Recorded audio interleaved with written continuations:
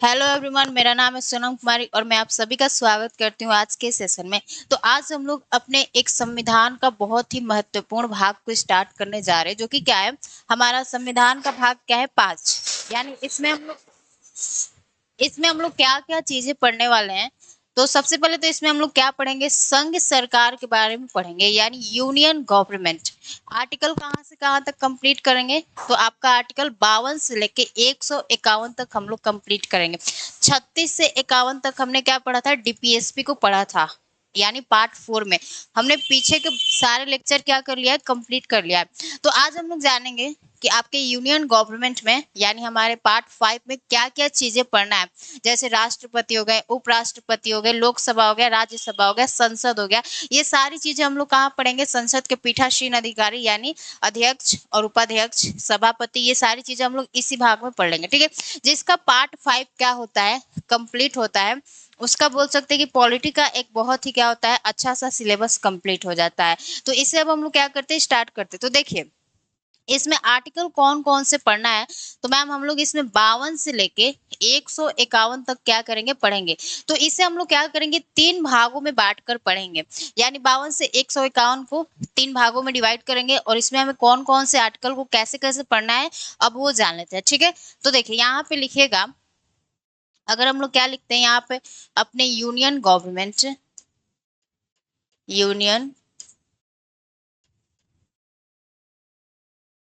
Government को लिखते हैं, यानी संघ सरकार को लिखते हैं। तो इससे हम लोग क्या करेंगे, हमने कहा 3 भागों में बांटकर पढ़ेंगे। एक तो हम लोग कहाँ से कहाँ तक पढ़ेंगे, एक आपका आर्टिकल हो जाएगा, 52 से लेके, 1 मिनट, एक हम लोग 52 से लेके आपके 78 तक हम लोग क्या पढ़ेंगे, तो आपके संघ की कार्यपालिका के बारे में पढ़ेंगे। यानी संघ की कार्यपालिका में क्या क्या चीजें शामिल होगी, अब उसे जानते हैं। ठीक है, तो देखिए 52 से लेकर 78 तक हम लोग क्या पढ़ेंगे, संघ की कार्यपालिका, कार्यपालिका, कार्यपालिका। ठीक है, यानी संघ की कार्यपालिका। ठीक है, फिर हम लोग क्या पढ़ेंगे, अब इसमें थोड़ा सा हम लोग जान लेते हैं कि जब हम लोग संघ की कार्यपालिका को पढ़ना स्टार्ट करते हैं, तो इसमें हमें क्या क्या चीजें पढ़ना है। ठीक है, तो देखिए इसमें सबसे पहले हम लोग क्या पढ़ेंगे, अपने प्रेसिडेंट को पढ़ेंगे, जो कि आज का हमारा टॉपिक होगा, राष्ट्रपति। प्रेसिडेंट को पढ़ेंगे, फिर हम लोग क्या पढ़ेंगे, वाइस प्रेसिडेंट को पढ़ेंगे, यानी उपराष्ट्रपति को पढ़ेंगे, प्रेसिडेंट वाइस प्रेसिडेंट। ठीक है, फिर हम लोग क्या पढ़ेंगे, अपने प्राइम मिनिस्टर यानी प्रधानमंत्री को भी क्या पढ़ेंगे। तो संघ की कार्यपालिका के ही क्या होते हैं, वो भी अंग होते हैं। ठीक है, तो यहाँ पे हम लोग क्या पढ़ेंगे, प्राइम मिनिस्टर,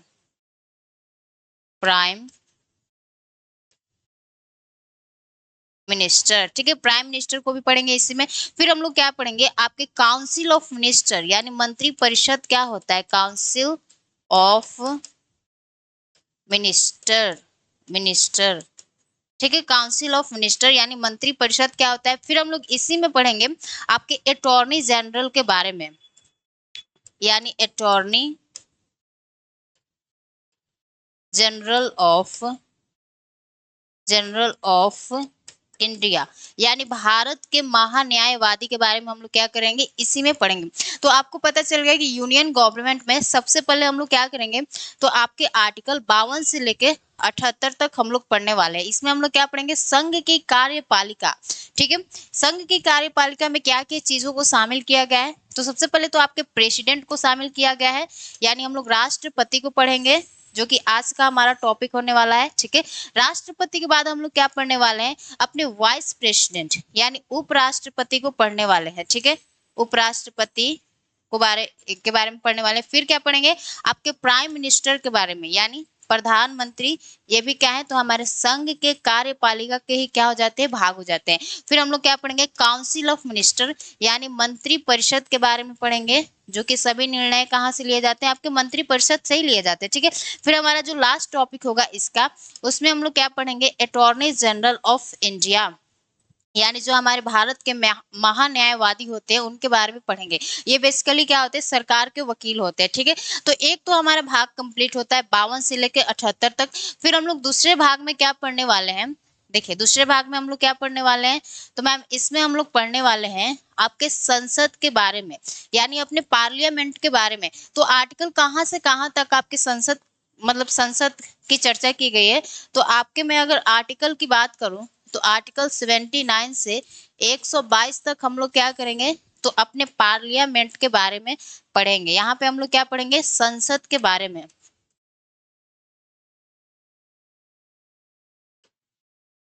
पार्लियामेंट के बारे में पढ़ेंगे। ठीक है, आर्टिकल कहाँ से कहाँ तक, तो 79 से लेके 122 यानी 79 से लेके 122 तक हम लोग संसद के बारे में पढ़ेंगे। ठीक है, फिर हमारा आता है एक और भाग जिसमें हम लोग क्या पढ़ने वाले हैं, उसमें हम लोग पढ़ने वाले हैं आपके आर्टिकल 124 से लेके, आर्टिकल 124 से लेके 124 से लेके 147 तक हम लोग क्या पढ़ने वाले हैं, तो मैम सुप्रीम कोर्ट के बारे में पढ़ने वाले हैं, यानी भारत की सर्वोच्च न्यायपालिका के बारे में। Supreme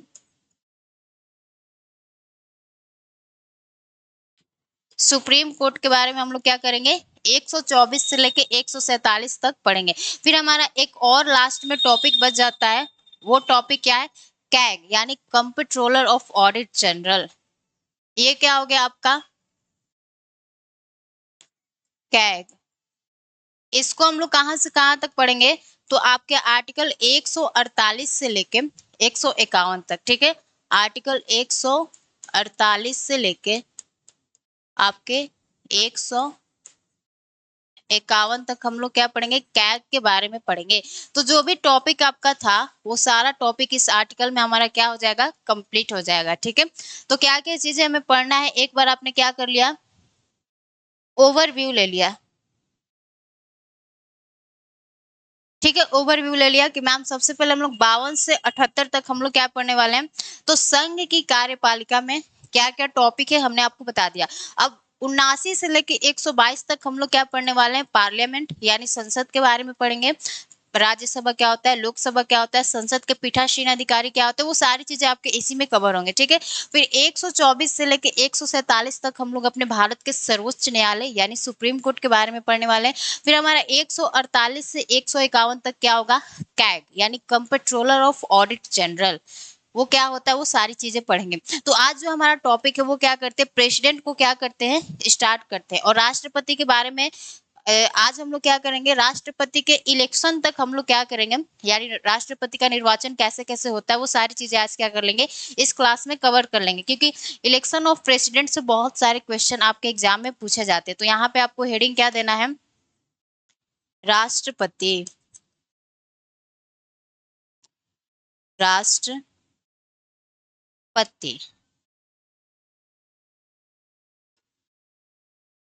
president. ठीक है, ये जो कि हमारे क्या होते हैं, हेड ऑफ नेशन होते हैं, यानी हमारे राष्ट्र के क्या होते हैं, प्रमुख होते हैं। तो इनसे संबंधित जो भी हमारे आर्टिकल्स हैं उसको क्या कर लेते हैं, एक बार ट्रिक से क्या कर लेते हैं, याद कर लेते हैं। ये ट्रिक मतलब हर टीचर क्या करते हैं, बताया करते हैं राष्ट्रपति से जो संबंधित ट्रिक होता है। तो जितने भी हमारे राष्ट्रपति से संबंधित आर्टिकल्स है उसे क्या कर लेते हैं, ट्रिक से याद कर लेते हैं, फिर उसे क्या करेंगे, डिटेल में पढ़ेंगे। तो यहाँ पे आप हेडिंग क्या दीजिएगा, राष्ट्रपति से संबंधित अनुच्छेद। यहाँ पे हेडिंग दे दीजिए, राष्ट्रपति से, राष्ट्रपति से संबंधित अनुच्छेद। ठीक है, यानी राष्ट्रपति से संबंधित जो भी हमारे एम लक्ष्मीकांत बुक में आर्टिकल से उसे क्या कर लेते हैं, एक ट्रिक के माध्यम से क्या कर लेते हैं, हम लोग याद कर लेते हैं। फिर उसको क्या क्या करेंगे, डिटेल में क्या करेंगे, पढ़ने की कोशिश करेंगे। ठीक है, तो देखिए इसका जो ट्रिक है वो हर मतलब हर टीचर क्या करते बताते हैं, तो वो भी ट्रिक हम लोग भी क्या करते हैं, एक बार पढ़ लेते हैं। उस ट्रिक का नाम क्या है, पकानी कोका दुयोदशम। देखिए यहाँ पे क्या है, पकानी कोका दुयोदशम। द्विदशम, ठीक है। अब इसे हम लोग क्या करेंगे, थोड़ा सा डिटेल में पढ़ेंगे। सबसे पहले तो देखिए, प से क्या हो जाएगा, राष्ट्रपति का पद, जो कि कहाँ से लिया गया है, आपके अमेरिका से लाया गया है। क से क्या हो जाएगा, अब थोड़ा सा यहाँ पे पहले मैं लिख रही हूँ फिर आपको बताऊंगी।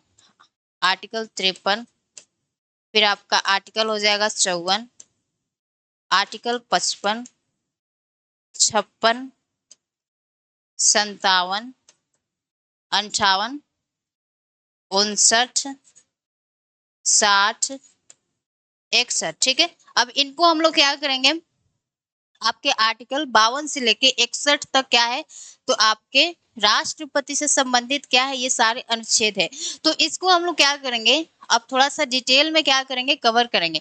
तो देखिए, आर्टिकल 52 में क्या कहा गया है, अब उससे हम लोग क्या करते हैं, पढ़ना स्टार्ट करते हैं, ठीक है। फिर आर्टिकल 53 में क्या कहा गया है, उससे पढ़ेंगे। फिर हम लोग आर्टिकल अपने 54 पे आएंगे, जो कि क्या है, बहुत ही ज्यादा क्या है, महत्वपूर्ण है, जो कि क्या है, आपके राष्ट्रपति का क्या है, निर्वाचन के बारे में बताया गया है। तो देखिए, अब यहाँ पे आप लोगों को लिखना है अनुच्छेद 52।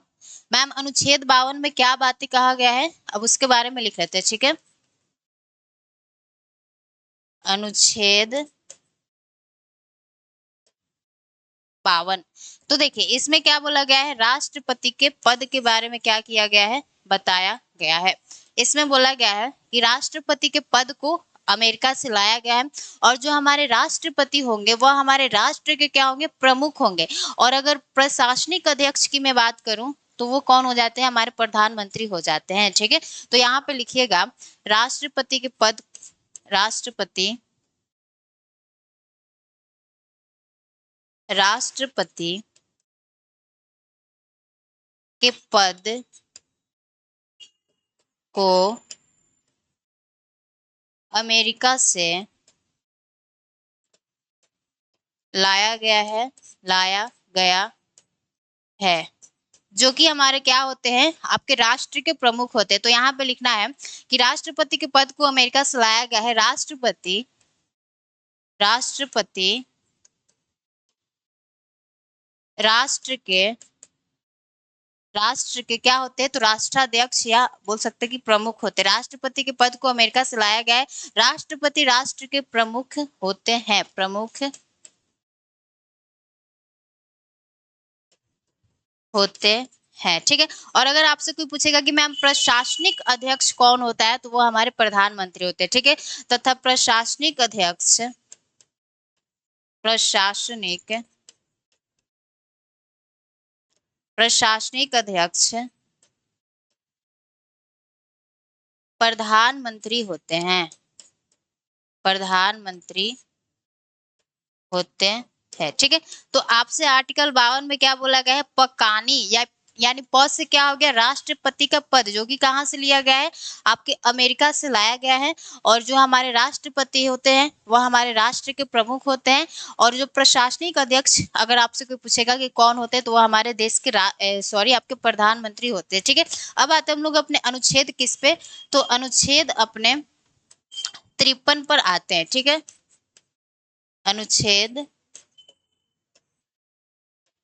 53, तो देखिए अनुच्छेद 53 में क्या कहा गया है कि जो हमारे राष्ट्रपति हैं वह क्या होंगे, देखिए आपसे बोला गया है कि संघ की कार्यपालिका राष्ट्रपति में निहित होगी, आर्टिकल 53 में। और बोला गया है कि जो हमारे राष्ट्रपति होंगे वह क्या होंगे, कार्यपालिका के औपचारिक प्रधान होंगे। औपचारिक प्रधान का मतलब ऑफिशियल हेड होंगे। और अगर वास्तविक प्रधान की बात करता है, तो वो कौन हो जाते हैं, हमारे प्रधानमंत्री हो जाते हैं, ठीक है। तो आर्टिकल आपसे 53 में क्या कहा गया है कि संघ की कार्यपालिका, संघ की कार्यपालिका, संघ की कार्यपालिका राष्ट्रपति में निहित होगी, निहित होगी। अगर होगी, अगर मैं आपसे पूछूं कि राष्ट्रपति के पास कार्यपालिका शक्ति की मैं अगर बात करूं, तो वो हम लोग क्या पढ़ेंगे, अपने पावर ऑफ प्रेसिडेंट में पढ़ेंगे कि हमारे राष्ट्रपति के पास कौन कौन सी संघ की कार्यपालिका शक्ति में मतलब की बातों को रखा गया है, ठीक है। तो संघ की कार्यपालिका, संघ की कार्यपालिका राष्ट्रपति में, संघ की कार्यपालिका की शक्ति, यहाँ पे शक्ति छूट गया, ठीक है। संघ की कार्यपालिका की शक्ति, संघ की कार्यपालिका की शक्ति शक्ति राष्ट्रपति में निहित होती है। ठीक है, निहित होती है। और जो हमारे राष्ट्रपति होते हैं वह क्या होते हैं, कार्यपालिका के औपचारिक प्रधान होते हैं। तो यहाँ पे लिख लीजिएगा, राष्ट्रपति संघ की कार्यपालिका के, संघ की कार्यपालिका के, कार्यपालिका के औपचारिक औपचारिक प्रधान होते हैं। ठीक है, यानी जो हमारे राष्ट्रपति होते हैं वह क्या होते हैं, तो आपके संघ की कार्यपालिका के औपचारिक प्रधान होते हैं। और अगर आपसे कोई पूछेगा कि वास्तविक प्रधान कौन होता है, तो मैम वास्तविक प्रधान हमारे प्रधानमंत्री होते हैं। ठीक है, तथा वास्तविक प्रधान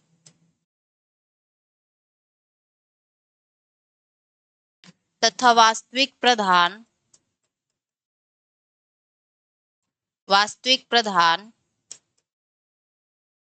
प्रधानमंत्री होते हैं, प्रधानमंत्री होते हैं। ठीक है, होते हैं।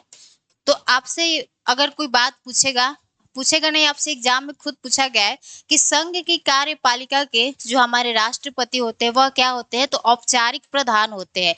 औपचारिक प्रधान का मतलब क्या होता है, official head, official head. Official head का मतलब क्या हो गया, नाम मात्र का हेड। अगर वास्तविक प्रधान की बात करें तो वो कौन हो जाते हैं, तो हमारे प्रधानमंत्री हो जाते हैं। ठीक है, तो आर्टिकल 52 और 53 में आपसे सिंपल सा बात बस बताया गया है। और इसी सिंपल से बात से क्या होता है, आपसे क्वेश्चन एग्जाम में पूछे जाते हैं। आपसे एग्जाम में क्वेश्चन क्या पूछा गया है कि हमारे देश के प्रशासनिक अध्यक्ष कौन होते हैं, तो वह हमारे कौन होते हैं, आपके प्रधानमंत्री होते हैं। और आपसे फिर एग्जाम में क्या पूछा गया है कि हमारे संघ की कार्यपालिका की औपचारिक प्रधान कौन होते हैं, यानी ऑफिशियल हेड कौन होते हैं, तो आपके राष्ट्रपति होते हैं। और अगर वास्तविक प्रधान की बात कर दें तो वो कौन हो जाते हैं, हमारे प्रधानमंत्री हो जाते हैं। ठीक है, तो आर्टिकल 52 और 53 को क्या करना है, बस इतना ही याद रखना है। अब हम लोग आते हैं अपने मेन टॉपिक पे, जो कि क्या है, हमारा इलेक्शन ऑफ प्रेसिडेंट, यानी राष्ट्रपति के निर्वाचन के बारे में हम लोग क्या करते हैं, अब थोड़ा सा स्टार्ट करते हैं। और उसे क्या करेंगे, बहुत अच्छे से क्या करेंगे, समझेंगे। तो यहाँ पे आपको हेडिंग क्या देना है, इलेक्शन ऑफ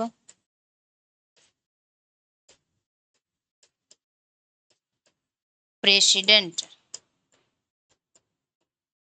यानी राष्ट्रपति का निर्वाचन, जो कि आपके आर्टिकल किस में बताया गया है, आर्टिकल 53 में बताया गया है।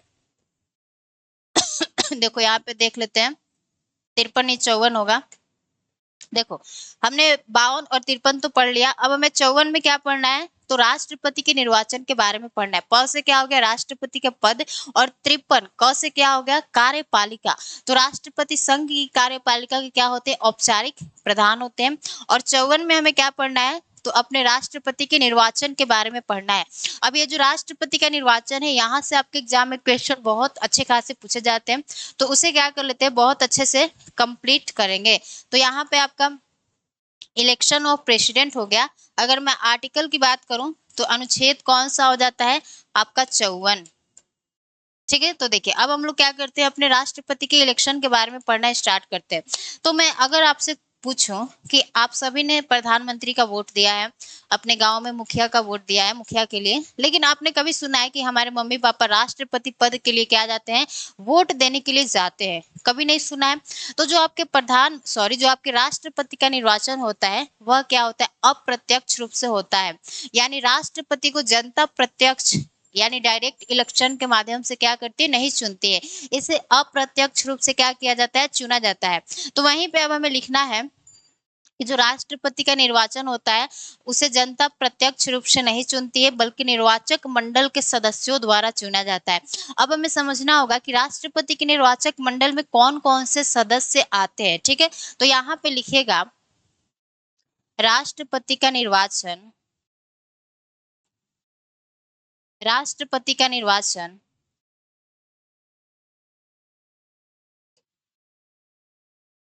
राष्ट्रपति का निर्वाचन निर्वाचन जनता प्रत्यक्ष रूप से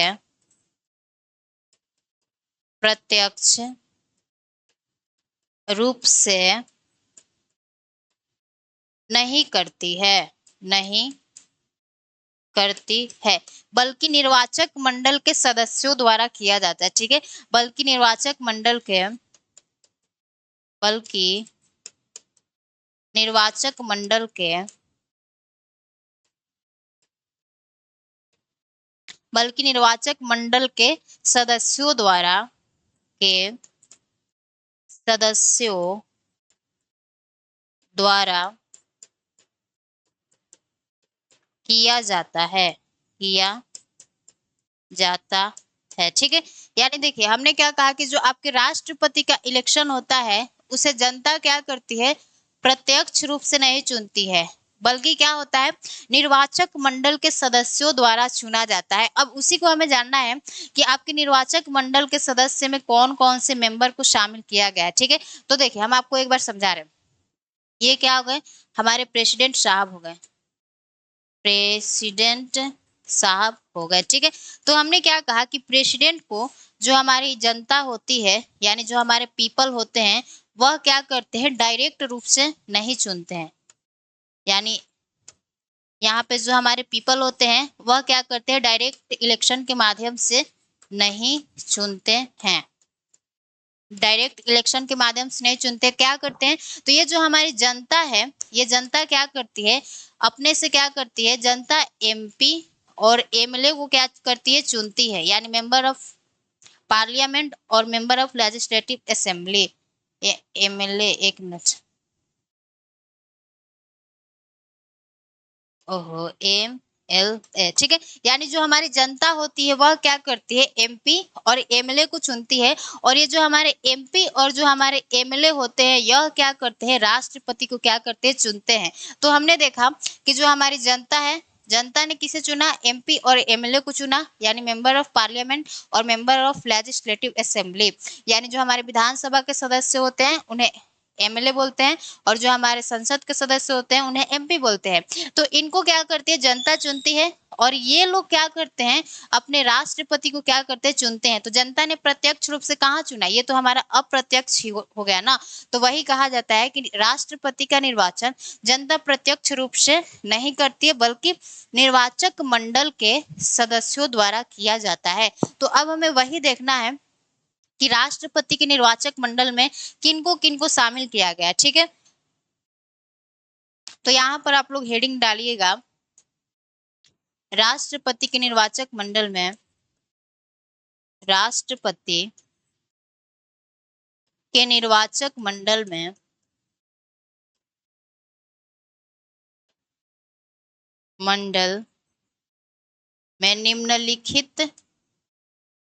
निम्नलिखित लोग शामिल हैं। ठीक है, लोग शामिल हैं। अब कौन कौन से लोग शामिल है उन्हें क्या करना है, हमें देखना है। तो देखिए सबसे पहले तो क्या होते हैं, हमारे लोकसभा और राज्यसभा के क्या होते हैं, इलेक्टेड मेंबर होते हैं, यानी निर्वाचित सदस्य होते हैं, मनोनीत नहीं होते। ठीक है, तो पहले आपको क्या लिखना है, पहले नंबर पे मैम जो पहले नंबर पे आते हैं, लोकसभा लोकसभा एवं राज्यसभा के राज्यसभा के निर्वाचित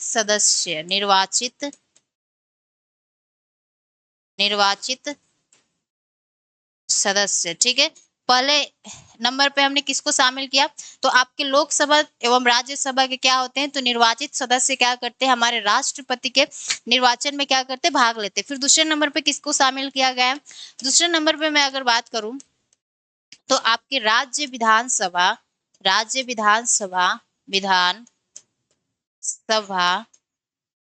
विधानसभा के निर्वाचित सदस्य। यहाँ पे थोड़ा सा आपको ध्यान देना है कि जब भी मैं सदस्यों की बात कर रही हूँ तो वो सदस्य कैसे हो रहे हैं, हमारे इलेक्टेड हो रहे हैं, ना कि नॉमिनेटेड हो रहे हैं, ठीक है। फिर हमारा अब तो मैम लोकसभा हो गया, राज्यसभा हो गया और हमारा राज्य विधानसभा भी हो गया। अब हमारे देश में केंद्र शासित प्रदेश भी हैं।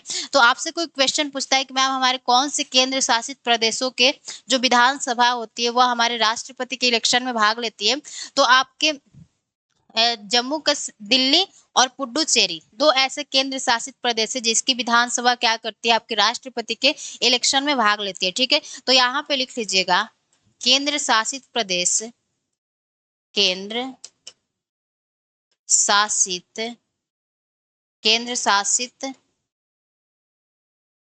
प्रदेश दिल्ली, दिल्ली एंड क्या हो जाता है आपका पुडुचेरी, पुडुचेरी के विधानसभा के सदस्य, विधान सभा के सदस्य भाग लेते हैं, भाग लेते हैं, ठीक है। अब ये हमारे हो गए 3 ऐसे सदस्य जो कि क्या करते हैं, हमारे राष्ट्रपति के निर्वाचन में क्या करते हैं, भाग लेते हैं। अब आपको नोट में क्या लिखना है, नोट में जो मैं बातें लिखवा रही हूँ उसको बहुत अच्छे से ध्यान में देना है, नोट, ठीक है। तो देखिए नोट में आपको क्या लिखना है कि मैम हमारे लोकसभा, राज्यसभा और विधानसभा के जो मनोनीत सदस्य होते हैं, यानी जो हमारे नॉमिनेटेड मेंबर होते हैं, वह क्या होते हैं, तो हमारे प्रेसिडेंट के इलेक्शन में क्या करते, पार्टिसिपेट नहीं करते, यानी भाग नहीं लेते हैं, ठीक है। तो यहाँ पे लिख लीजिएगा लोकसभा, लोकसभा, राज्यसभा, राज्यसभा तथा आपके विधानसभा, विधानसभा के जो आपके नॉमिनेटेड मेंबर होते हैं, यानी जो आपके मनोनीत सदस्य होते हैं, वह क्या होते हैं, तो आपके राष्ट्रपति के निर्वाचन में क्या करते हैं, भाग नहीं लेते हैं। यहाँ पे कौन से कलर से लिखूं, चलो इसी कलर से लिख देते हैं, ठीक है। लोकसभा, राज्यसभा तथा विधानसभा के मनोनीत सदस्य, मनोनीत सदस्य राष्ट्रपति के इलेक्शन में क्या करते, भाग नहीं लेते। राष्ट्रपति के इलेक्शन में भाग नहीं लेते हैं, भाग नहीं लेते हैं, ठीक है। यानी जो नॉमिनेटेड मेंबर होते हैं वह क्या होते हैं, तो पार्टिसिपेट नहीं करते। यहाँ पे लिख लीजिए नॉमिनेटेड मेंबर,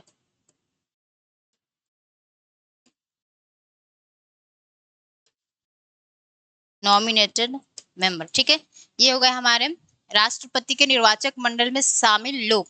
तो हमने क्या कहा उसे फिर से समझ लेते हैं कि मैम जो राष्ट्रपति का इलेक्शन होता है उसे जनता क्या करती है, प्रत्यक्ष रूप से नहीं चुनती है, बल्कि निर्वाचक मंडल के सदस्यों द्वारा उनका चुनाव किया जाता है। हमने यहाँ पे बताया कि जो प्रेसिडेंट होते हैं उन्हें जनता डायरेक्ट नहीं चुनती है, क्या करती है, जनता पहले एमपी और एमएलए को चुनती है, फिर यह एमपी और एमएलए क्या करते हैं, हमारे प्रेसिडेंट को चुनते हैं। तो हमने आपको बताया कि मैम हमारे राष्ट्रपति के निर्वाचक मंडल में कौन कौन से लोग शामिल होते हैं, तो हमने कहा कि आपके लोकसभा एवं राज्यसभा के निर्वाचित सदस्य होते हैं, यानी इलेक्टेड मेंबर होते हैं, ना कि नॉमिनेटेड मेंबर। इसे बहुत अच्छे से ध्यान देना, आपसे एग्जाम में पूछा गया है, ठीक है।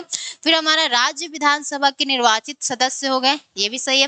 फिर हमारे देश में कुछ केंद्र शासित प्रदेश भी है जिनकी अपनी क्या है, विधानसभा है, जैसे दिल्ली हो गया, पुडुचेरी हो गया, और हमारा जम्मू कश्मीर में है। तो अभी जम्मू कश्मीर की जो विधानसभा है आपके राष्ट्रपति के इलेक्शन में भाग तो नहीं लेती है, लेकिन जो हमारा केंद्र शासित प्रदेश दिल्ली है और जो हमारा पुडुचेरी है, इनकी विधानसभा क्या करती है, हमारे राष्ट्रपति के इलेक्शन में भाग लेती है, ठीक है। फिर हमने आपको नोट में लिखवाया कि लोकसभा, राज्यसभा तथा विधानसभा के जो हमारे नॉमिनेटेड मेंबर होते हैं वह क्या करते हैं, प्रेसिडेंट के इलेक्शन में क्या करते हैं, भाग नहीं लेते हैं। तो हमने राष्ट्रपति के निर्वाचक मंडल को तो समझ लिया, क्या कर लिया, आपके राष्ट्रपति के निर्वाचक मंडल को समझ लिया। अब हमें राष्ट्रपति की निर्वाचन प्रक्रिया को समझना है, यानी उस प्रोसीजर को समझना है कि किन प्रोसीजर से क्या किया जाता है, आपके प्रेसिडेंट का इलेक्शन कराया जाता है। तो यहाँ पे लिख लीजिएगा राष्ट्रपति की निर्वाचन प्रक्रिया। राष्ट्रपति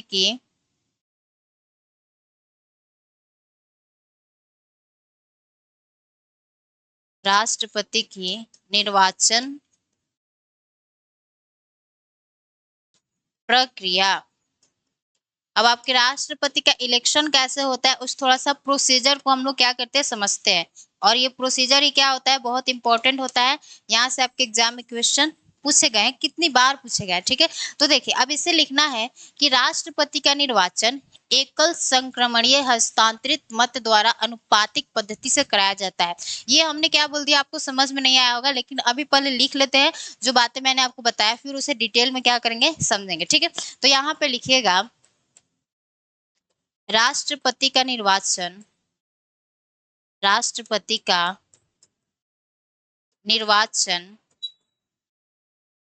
एकल संक्रमणीय हस्तांतरित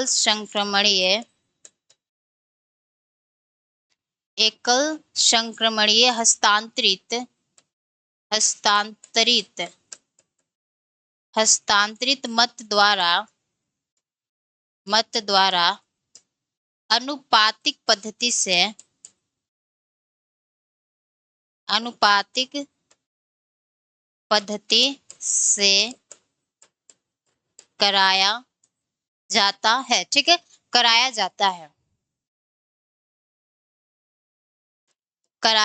है। यानी हमने आपको क्या बताया कि मैम जो हमारे राष्ट्रपति का इलेक्शन है वह कैसे कराया जाता है। तो सबसे पहले इस वर्ड को समझना है, एकल संक्रमणीय हस्तांतरित मत, पहले इसे समझेंगे, फिर हम लोग क्या समझेंगे, आपका अनुपातिक पद्धति क्या होता है, ठीक है।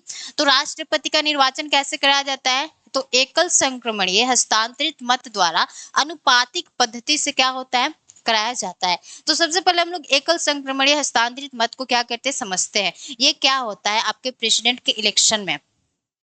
तो यहाँ पे आपको हेडिंग क्या देना है, एकल संक्रमणीय हस्तांतरित मत, ठीक है, हस्तांतरित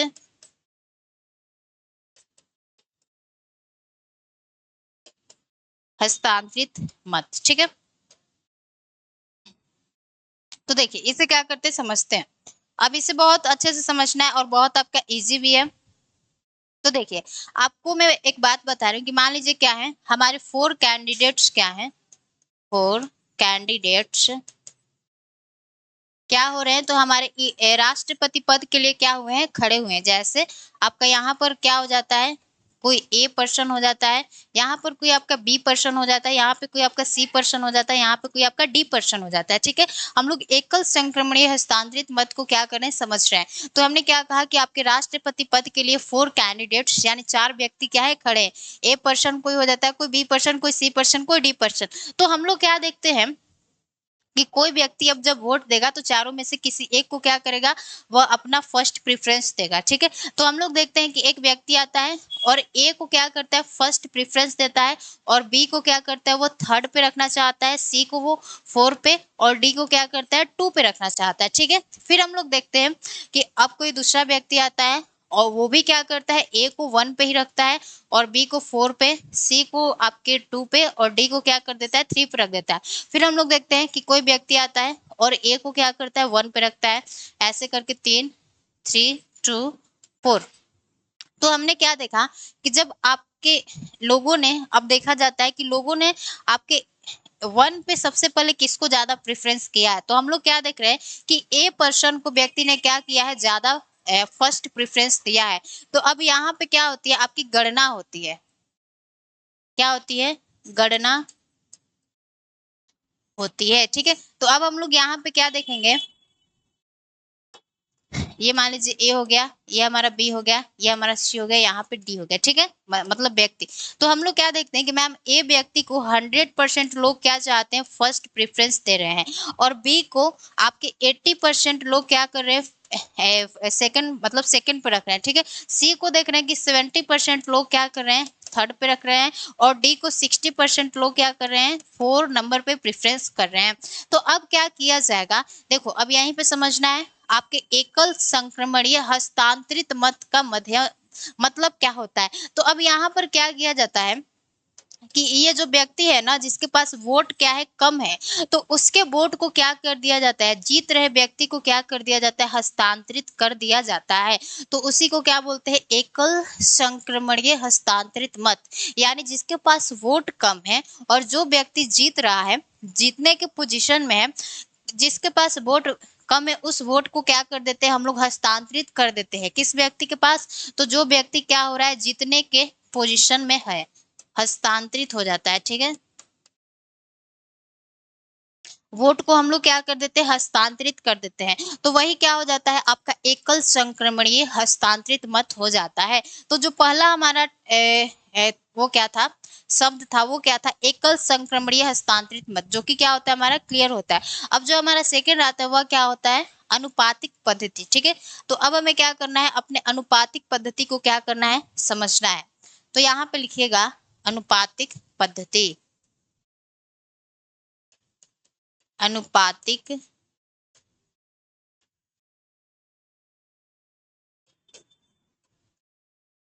पद्धति। ठीक है, अनुपातिक पद्धति का मतलब क्या होता है, अब उसे हम लोग समझते हैं। तो देखिए आपके संविधान में क्या बोला गया है कि हमारे राष्ट्रपति के इलेक्शन में जो हमारे एमपी होते हैं, यानी जो मेंबर ऑफ पार्लियामेंट होते हैं, और जो हमारे एमएलए होते हैं, इनका जो वोट वैल्यू होना चाहिए वह क्या होना चाहिए, इक्वल होना चाहिए। वोट वैल्यू क्या होना चाहिए, इक्वल होना चाहिए। यानी हमारे राष्ट्रपति के निर्वाचन में संघ एवं राज्यों का प्रतिनिधित्व क्या होना चाहिए, बराबर होना चाहिए। वही आपके संविधान में बोला गया है। लेकिन हम लोग क्या देखते हैं मैम, हम लोग क्या देखते हैं कि मान लीजिए यहाँ पे क्या है, 100 सीट है। ठीक है, 100 सीट है। तो हम लोग क्या देखते हैं कि मैम ये जो हमारे एमपी का जो सीट है वह क्या है, कम है। यानी इसकी जनसंख्या क्या है, जनसंख्या क्या है, कम है। तो इसकी जनसंख्या कम है तो इसका वोट वैल्यू क्या हो जाएगा, वोट वैल्यू क्या हो जाएगा, वोट वैल्यू क्या हो जाएगा, ज्यादा हो जाएगा। ठीक है, यानी हमने क्या कहा, 100 सीट है, 100 में से हमें 50-50 देना है। लेकिन होता क्या है कि जो हमारी एमपी है, यानी जो मेंबर ऑफ पार्लियामेंट है, जो संसद के सदस्य हैं, उनका क्या है, जनसंख्या कम है ना, 545 ही तो है। लेकिन हम लोग क्या देखते हैं कि जो आपके एमएलए हैं, एमएलए, इनकी क्या होती है, जनसंख्या क्या होती है, बहुत ज्यादा होती है। इनकी जनसंख्या क्या होती है, ज्यादा होती है। तो इनका जो वोट वैल्यू हो जाता है, वोट वैल्यू वह क्या हो जाता है, कम हो जाता है। तो इसी वोट के वैल्यू को बराबर करने के लिए क्या किया गया, हमारा कुछ हमारे कुछ बुक में फॉर्मूला को दिया गया है, और उन सूत्रों का प्रयोग करके हम लोग क्या कर सकते हैं कि जो हमारे एमपी और जो हमारे एमएलए का वोट है उसे हम लोग क्या कर सकते हैं, बराबर कर सकते हैं। अब वो कौन कौन से फॉर्मूला होते हैं, उन्हीं को क्या करना है, समझना है। और आपका ये जो अनुपातिक पद्धति है वो आपका मतलब समझ में आ जाएगा। ठीक है, तो हमने क्या कहा कि आपके संविधान में यह प्रावधान किया गया है कि राष्ट्रपति के निर्वाचन में एमपी और एमएलए का जो वोट वैल्यू है वह इक्वल होना चाहिए। लेकिन हम लोग क्या देखते हैं कि मैम एमपी का जो जनसंख्या है वो कम है, तो इसका क्या हो जाएगा, जो वोट वैल्यू है वो ज्यादा हो जाएगा। और अगर हम लोग क्या देखते हैं, एमएलए की जनसंख्या की बात करें तो ज्यादा है, लेकिन इसके अगर वोट वैल्यू की बात करें तो वह क्या हो जाएगा, आपका कम हो जाएगा। तो दोनों दोनों को इक्वल करने के लिए क्या किया गया, हमारे संविधान में कुछ फॉर्मूला को बताया गया है, उसे ही क्या करना है, हमें समझना है। ठीक है, तो यहाँ पे आप लोग लिखिएगा, पहले जो लैंग्वेज मैंने आपको बताया उसे क्या कर लेते हैं, लिख लेते हैं।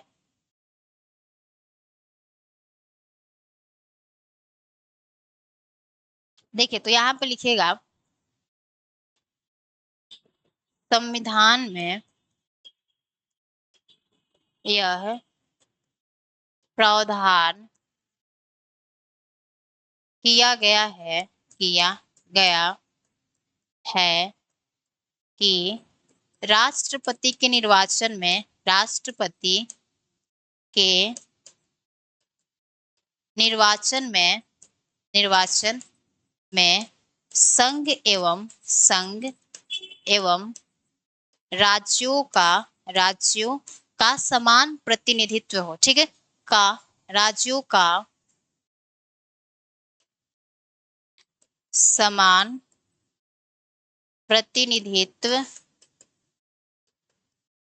समान प्रतिनिधित्व हो, ठीक है, यानी जो हमारा एमपी और जो एमएलए का वोट वैल्यू है वह क्या होना चाहिए, इक्वल होना चाहिए, ठीक है।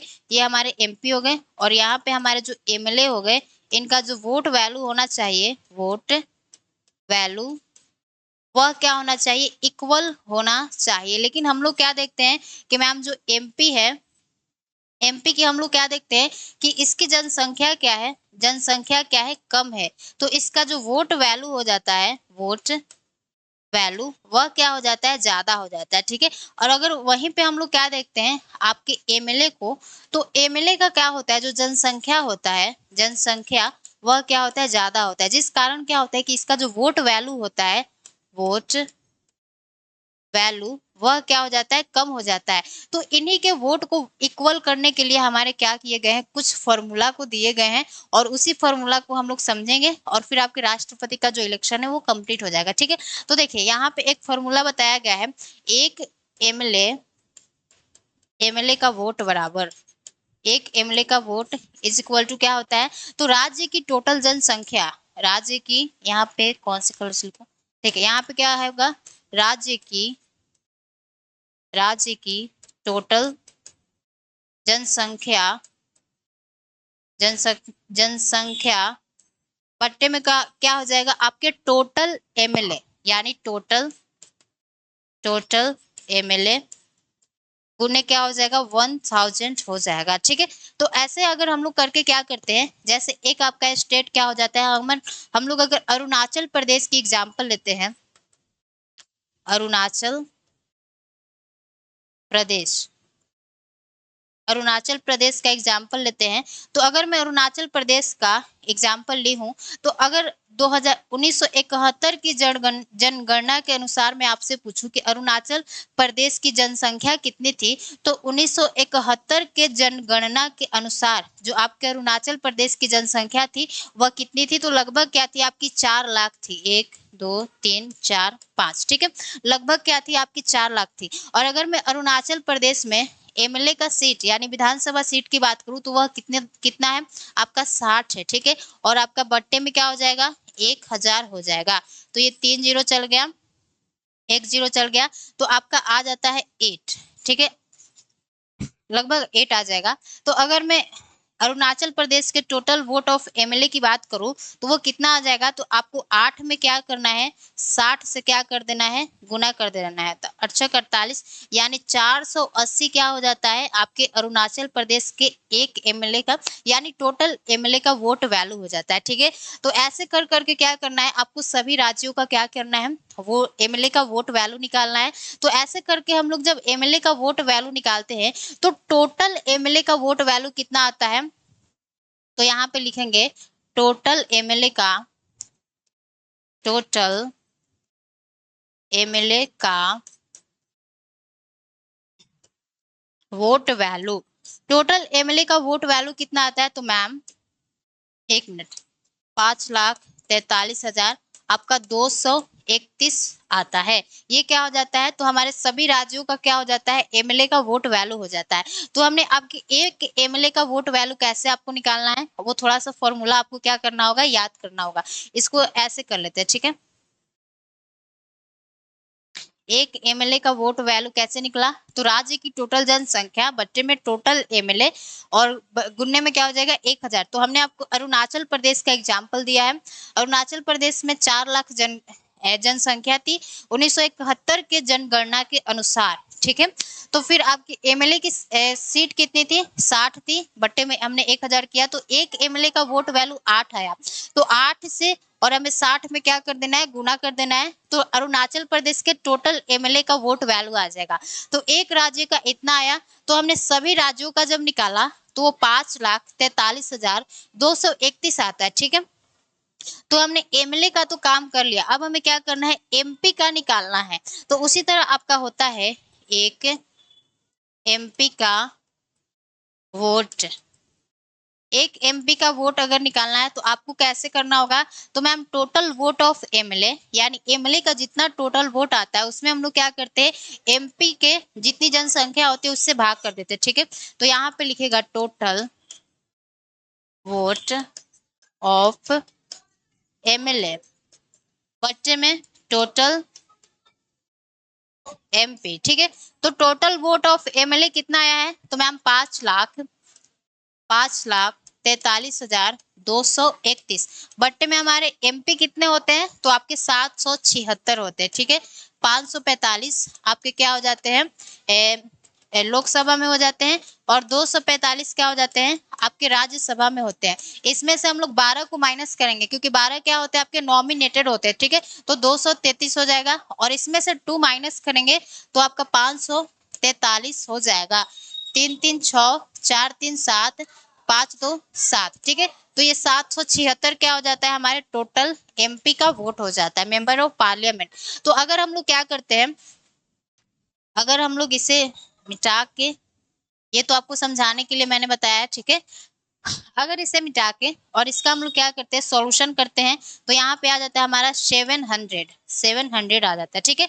तो ये हो गया आपके एक एमपी का वोट। अब हमें क्या करना है, टोटल एमपी का वोट निकालना है। तो टोटल वोट ऑफ एमपी, तो हम लोग क्या करेंगे मैम, जितना हमारे एक एमपी का आया वैल्यू, उसमें क्या कर देंगे, टोटल एमपी से मल्टीप्लाई कर देंगे। तो 700 मल्टीप्लाई आपका 776, यानी 776, तो हमारा कितना आता है, 5,43,000 आपका 200 आ जाता है, ठीक है। तो टोटल एमपी का वोट कितना आया, जैसे जैसे मैंने आपको बताया, आपकी एम लक्ष्मी का बुक में सारे डेटा को दिया गया है, ठीक है, घबराना नहीं है। तो टोटल एमपी का वोट कितना आ गया, तो 5,43,200, और यहाँ पे टोटल एमएलए का वोट वैल्यू कितना आया है, तो 5,43,231। तो अब हम लोग क्या करेंगे, अपने राष्ट्रपति के निर्वाचन को देखेंगे। तो अब यहाँ पे हमारा संपूर्ण क्या होता है, राष्ट्रपति का निर्वाचन, राष्ट्रपति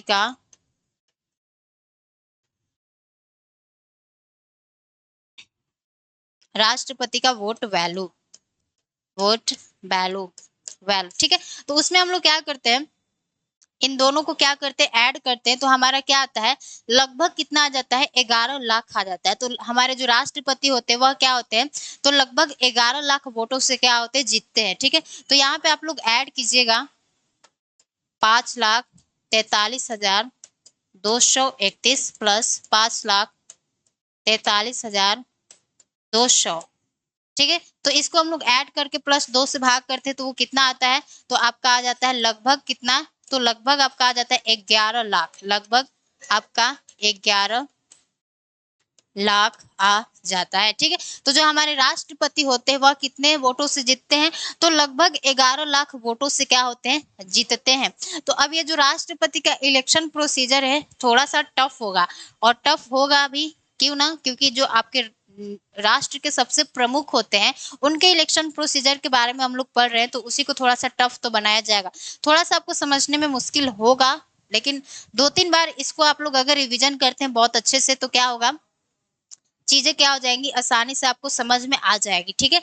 तो देखिए, अनुपातिक पद्धति के बारे में हमने आपको बताया, वो क्या होता है। तो हमने कहा कि हमारे संविधान में यह प्रावधान किया गया है कि राष्ट्रपति के निर्वाचन में संघ एवं राज्यों का समान प्रतिनिधित्व हो। लेकिन समस्या क्या आता है कि मैम हम लोग देखते हैं कि एमपी का जो जनसंख्या है वह ज्यादा है, जिस कारण इसका वोट वैल्यू क्या हो जाता है, सॉरी, जो जनसंख्या है कम है, जिस कारण इसका वोट वैल्यू क्या हो जाता है, ज्यादा हो जाता है। लेकिन एमएलए का हम लोग क्या देखते हैं, जनसंख्या ज्यादा है, जिस कारण इसका वोट वैल्यू क्या हो जाता है, कम हो जाता है। तो इनके वोट वैल्यू को इक्वल करने के लिए क्या किया गया, हमारे कुछ फॉर्मूला को दिया गया है। जैसे एक एमएलए का वोट बराबर राज्य की टोटल जनसंख्या बट्टे में टोटल एमएलए गुने 1000 हमें करना है, ठीक है। तो हमने आपको अरुणाचल प्रदेश का एग्जाम्पल दिया, एक राज्य का, आप लोग सारे राज्यों का देख सकते हैं, लिस्ट पूरा प्रॉपर वे में एम लक्ष्मी का बुक में दिया गया है, ठीक है। तो हमने बताया सारा कितना आया, तो टोटल एमएलए का 480 आ गया एक राज्य का। तो ऐसे करके हमने क्या किया, आपको पूरे राज्य का यानी पूरे राज्यों का एमएलए का वोट वैल्यू बता दिया, वो कितना आया था 5,43,231। फिर हमने कहा कि एक एमपी का वोट निकालना है, जैसे हमने एमएलए का निकाला था वैसे एमपी का निकालना है, लेकिन उनका फॉर्मूला क्या हो जाता है, डिफरेंट हो जाता है। इसमें क्या होता है कि टोटल वोट ऑफ एमएलए, यानी जितना एमएलए का वोट आता है उससे हम लोग लिखते हैं बट्टे में जितने हमारे एमपी होते हैं, यानी 776 क्या होते हैं हमारे एमपी होते हैं, मेंबर ऑफ पार्लियामेंट, उसको हम लोग क्या करते हैं सोल्यूशन उसका करते हैं तो 700 आता है, ठीक है। फिर टोटल वोट ऑफ एमपी निकालते हैं तो 700 मल्टीप्लाई 776 में हम लोग क्या करते हैं मल्टीप्लाई करते हैं तो आपका इतना आता है 5,43,200। फिर राष्ट्रपति का वोट वैल्यू यानी टोटल वोट वैल्यू, यहाँ पे क्या लिखना है, राष्ट्रपति का टोटल वोट वैल्यू कितना हो गया, तो दोनों को ऐड करके फिर 2 से मल्टीप्लाई करेंगे तो लगभग कितना आ जाता है 11 लाख आ जाता है, ठीक है। यहाँ पे आप लोग बट्टे में 2 लिख लीजिएगा, नहीं तो आप लोग बोलेंगे क्या हो गया, ठीक है। 2 लिखेंगे तो लगभग क्या हो जाएगा हमारा 11 लाख आ जाता है, प्लस में 1 भी करना रहता है, आप लोग एम लक्ष्मीकांत बुक में देख लीजिएगा, ठीक है। तो ये जो हमारे राष्ट्रपति का इलेक्शन है, क्या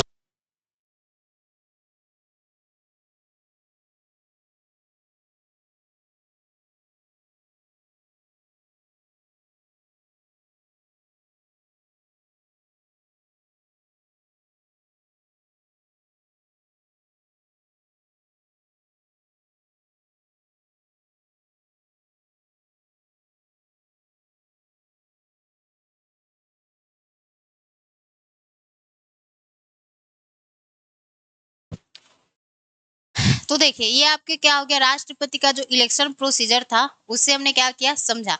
इलेक्शन ऑफ प्रेसिडेंट ये थोड़ा सा टफ है लेकिन इसे समझना है। तो देखिए आपका आर्टिकल जो 54 है, 54 तक हमने क्या कर लिया, कंप्लीट कर लिया। अब आपके आर्टिकल आर्टिकल आपके 56 में क्या बताया गया उसे देखते हैं।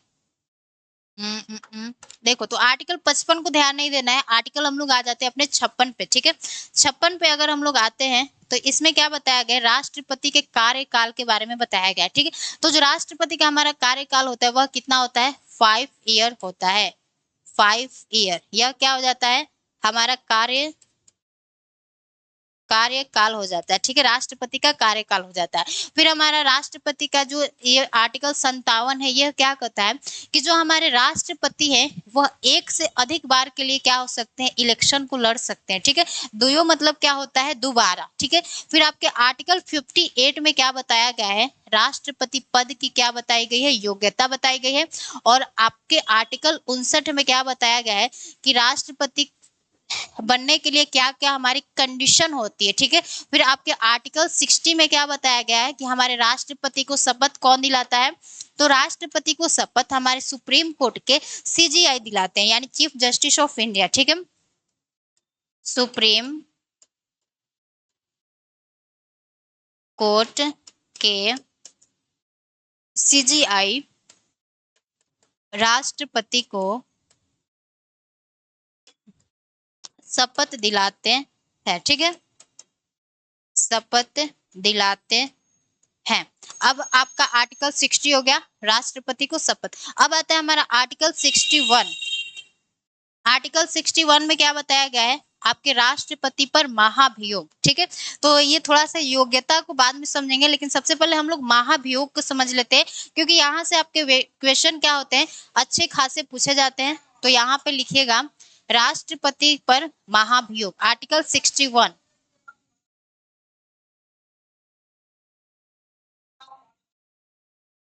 राष्ट्रपति पर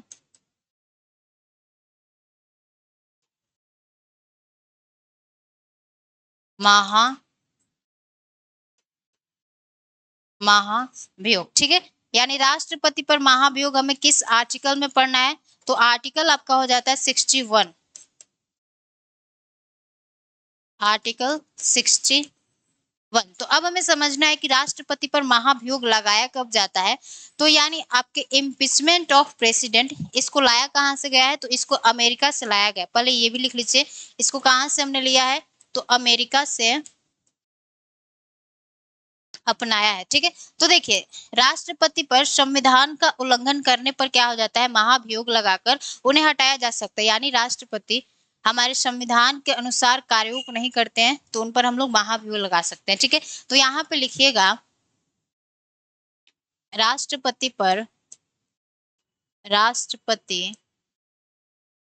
पर संविधान का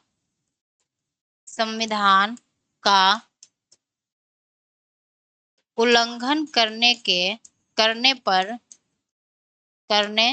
पर महाभियोग लगाकर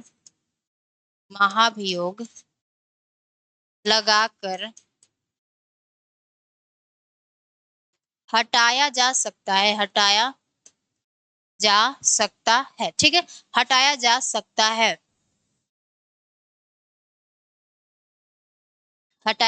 यानी हमने क्या कहा कि अगर हमारे राष्ट्रपति क्या करते हैं, संविधान के अनुसार नहीं चलते हैं तो उन पर हम लोग क्या करेंगे, महाभियोग लगाकर उन्हें हटा सकते हैं। ठीक है, अब हमें समझना है कि ये जो हमारी महाभियोग की प्रक्रिया है वह लोकसभा से स्टार्ट होगी कि राज्यसभा से स्टार्ट होगी। ठीक है, तो यहाँ पे लिखिएगा महाभियोग की प्रक्रिया संसद के किसी भी सदन से क्या हो सकती है, स्टार्ट हो सकती है। महाभियोग की प्रक्रिया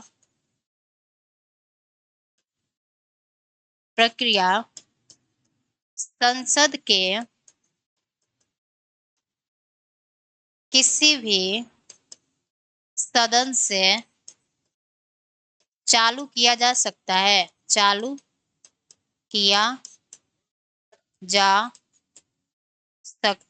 ठीक है, यानी लोकसभा या राज्यसभा किसी भी सदन से, ये कोई बाध्यकारी नहीं बनाया गया है कि लोकसभा या राज्यसभा से क्या होगा, इसकी महाभियोग की प्रक्रिया चालू होगी। ठीक है, लेकिन आपसे एक और बात बताया गया है कि अगर आप लोग इस प्रक्रिया को स्टार्ट करते हैं तो इस विधेयक को 1/4 सदस्यों का क्या होना चाहिए, बहुमत होना चाहिए। तो महाभियोग की प्रक्रिया, यहाँ पे लिखेगा महाभियोग की प्रक्रिया प्रारंभ करने के लिए 1/4 सदस्यों का बहुमत आवश्यक है। ठीक है, 1/4 सदस्यों का बहुमत आवश्यक है। ठीक है, यानी 1/4 सदस्य जब तक नहीं बोलते तब तक आपके राष्ट्रपति पर महाभियोग की प्रक्रिया नहीं चालू किया जा सकता है। 1/4 सदस्यों का बहुमत आवश्यक है। ठीक है, 1/4 सदस्यों का बहुमत से हम लोग क्या करते हैं, राष्ट्रपति पर महाभियोग की प्रक्रिया स्टार्ट तो कर देते हैं, लेकिन जब इसे पारित करना होगा तो कितने सदस्यों का बहुमत चाहिए, तो 2/3 सदस्यों का बहुमत चाहिए, यानी विशेष बहुमत चाहिए। ठीक है, यहाँ पे लिखेगा विधेयक को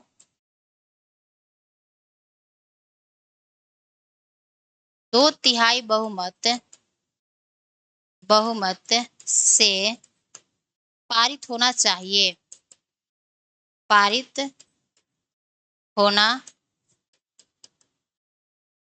ठीक है, यानी 1/4 सदस्यों का बहुमत से प्रारंभ होगा और 2/3 बहुमत से क्या हो जाएगा, यह पारित हो जाएगा। ठीक है, और इससे 14 दिन पहले क्या किया जाता है, आपके राष्ट्रपति को नोटिस दिया जाता है कि आप पर महाभियोग की प्रक्रिया चलाया गया है। ठीक है, तो अब हमें समझना है, थोड़ा सा नोट में लिखिएगा। नोट में आपको क्या समझना है कि मैम हम लोग क्या देख रहे थे कि जो हमारे नॉमिनेटेड मेंबर थे वह राष्ट्रपति के इलेक्शन में तो भाग नहीं लेते, लेकिन वह महाभियोग की प्रक्रिया में क्या करते, भाग लेते हैं। तो यहाँ पे लिखिएगा लोकसभा तथा राज्यसभा में मनोनीत सदस्य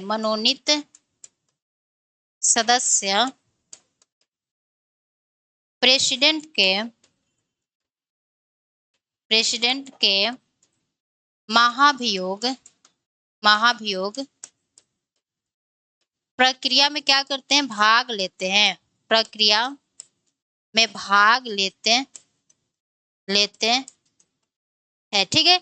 यानी नॉमिनेटेड मेंबर भी क्या होंगे, भाग लेंगे। और एक नोट में क्या लिखना है कि मैम यहाँ पे हम लोग इलेक्शन में क्या देख रहे हैं कि हमारे राज्यों के विधानसभा सदस्य भी क्या कर रहे थे, भाग ले रहे थे। लेकिन महाभियोग की अगर बात आता है तो राज्यों के विधानसभा क्या करते हैं, इसमें भाग नहीं लेते हैं। फिर यहाँ पे लिखिएगा राज्य विधानसभा के सदस्य राष्ट्रपति के महाभियोग